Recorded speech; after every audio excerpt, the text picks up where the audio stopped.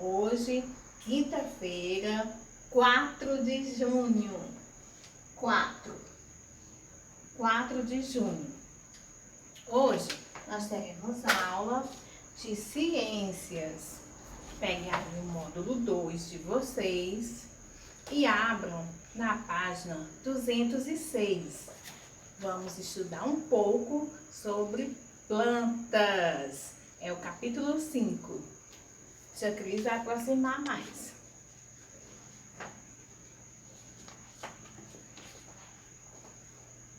Tá bom, assim.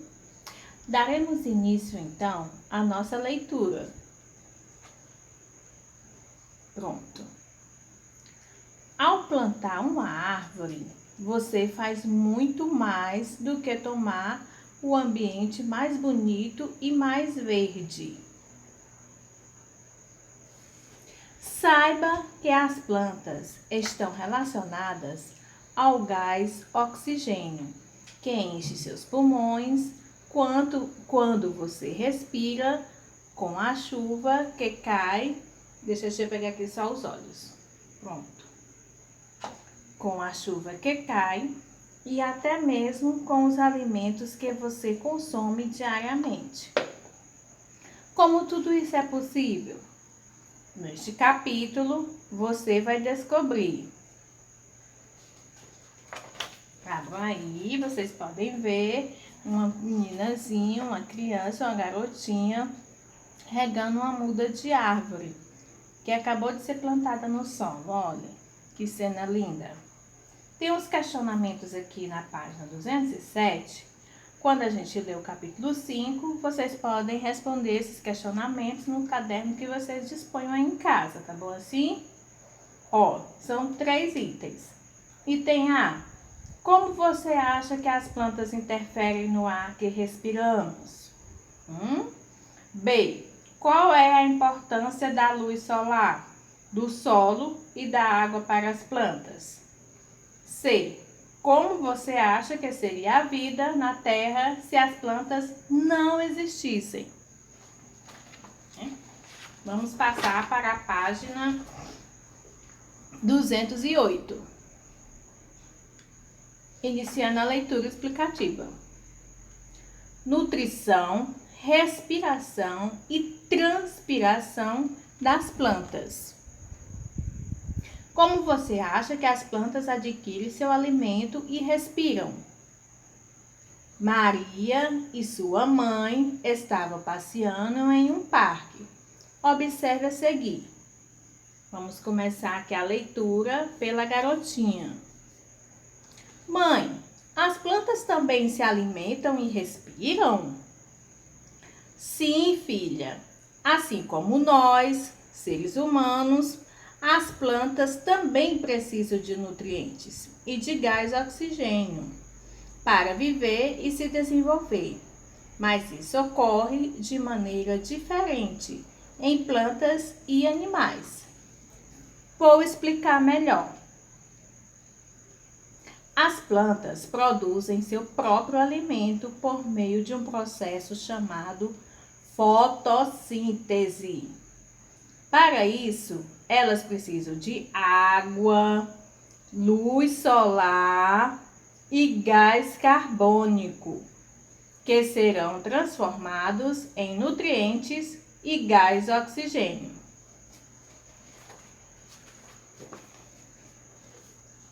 Continuando aqui na página 209. Em nutrição das plantas. Primeiro, a água com os sais minerais é absorvida do solo pela raiz da planta e é transportada pelo caule até as folhas. Vocês podem acompanhar, crianças, de acordo com as cores das setinhas. Como vocês podem visualizar no livro de vocês, ó, a água é a setinha azul. Todas as cores, vocês podem acompanhar. 2. Nas folhas existe uma substância chamada clorofila. O que é clorofila, crianças? É um pigmento verde que confere a cor da maioria das folhas verdes dos vegetais. Continuando a leitura. Que absorve a energia da luz solar. Além disso, as folhas absorvem o gás carbônico do ar atmosférico. 3. Os nutrientes produzidos principalmente nas folhas são transportados para as demais partes da planta. 4. O gás oxigênio produzido durante a fotossíntese é liberado na atmosfera terrestre. As trocas gasosas das plantas ocorrem principalmente nas folhas, por meio de pequenas estruturas, invisíveis a olho nu, chamadas estômatos.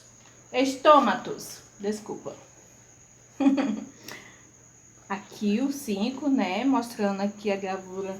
Vou fechar aqui para apoiar melhor. Mostrando a gravura aqui, o estômato. Uma imagem obtida por microscópio, colorizada em computador e ampliada cerca de 2.500 vezes. Olha aí. Respiração das plantas. 5. Os estômatos são encontrados principalmente nas folhas e controlam a entrada e a saída de gases da planta.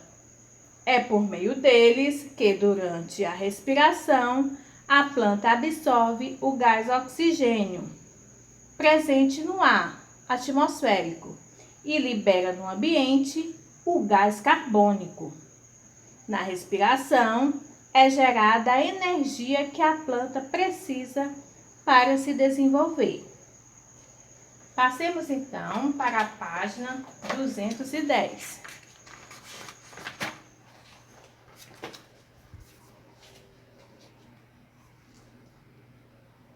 Nutrição variada. Tem uma perguntinha.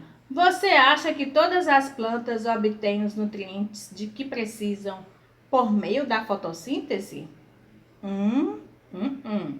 Algumas plantas, como o cipó-chumbo, não realizam fotossíntese e obtêm os nutrientes de que precisam de outras plantas.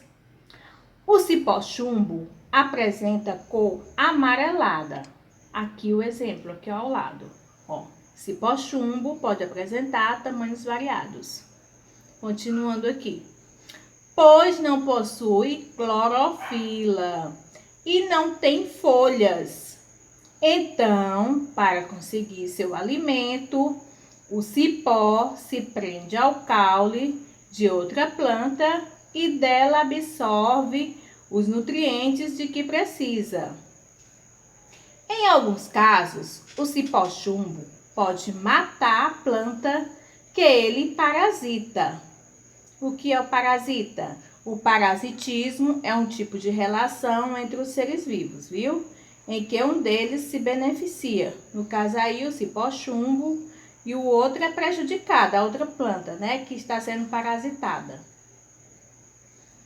Há também plantas que realizam a fotossíntese, mas precisam complementar sua nutrição, como as plantas carnívoras.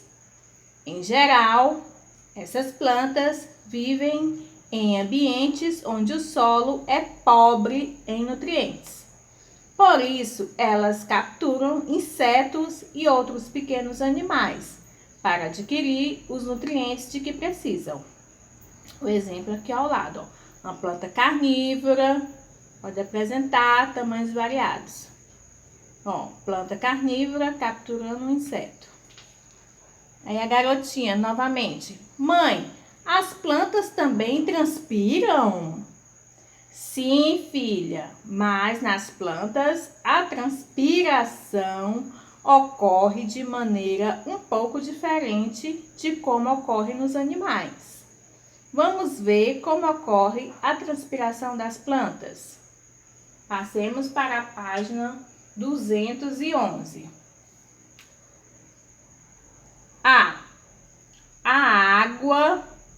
Lá vai a setinha azul, ó.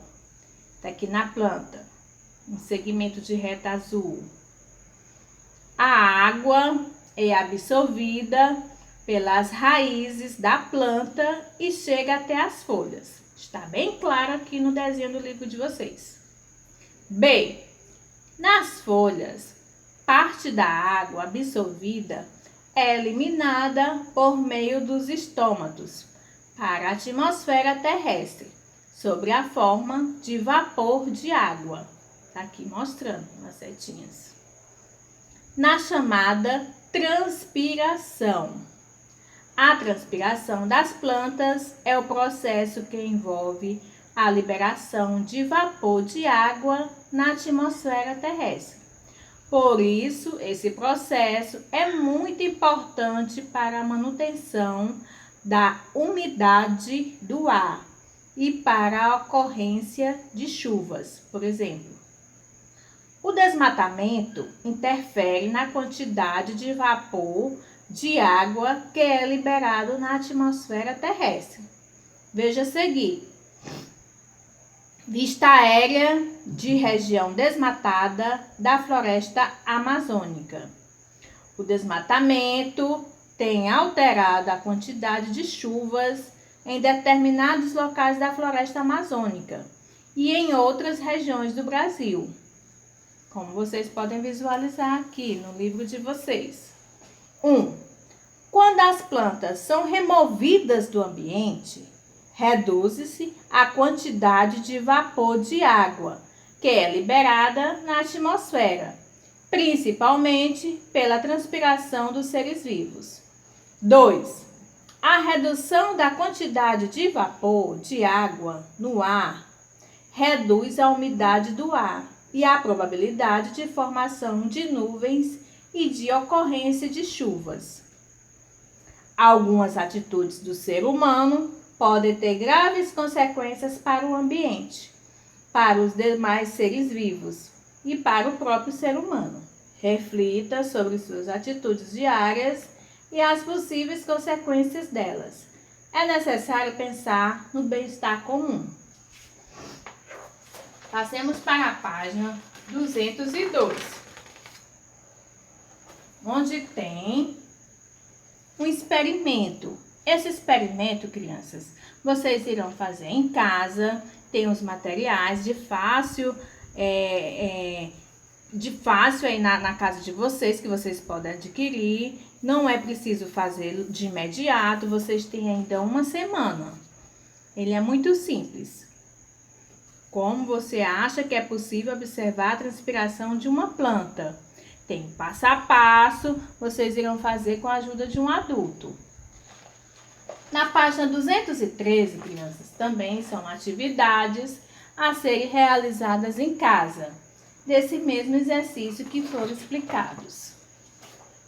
Na aula de hoje, foram abordados os tópicos nutrição das plantas, respiração das plantas, transpiração das plantas e desmatamento. Com uma observação, crianças. Amanhã será o livro de artes, a nossa videoaula. Para vocês terem aí à mão, deixa eu focalizar bem direitinho aqui. O livro de artes, todos vocês têm, veio no kit, tudo bem direitinho. Amanhã nossa aula vai ser um pouco diferente, então vai ser aqui no livro de artes, tá bom assim? Eu desejo a todos a vocês um bom dia, um bom estudo, Deus cuide de todos nós, que vocês fiquem em paz e até lá!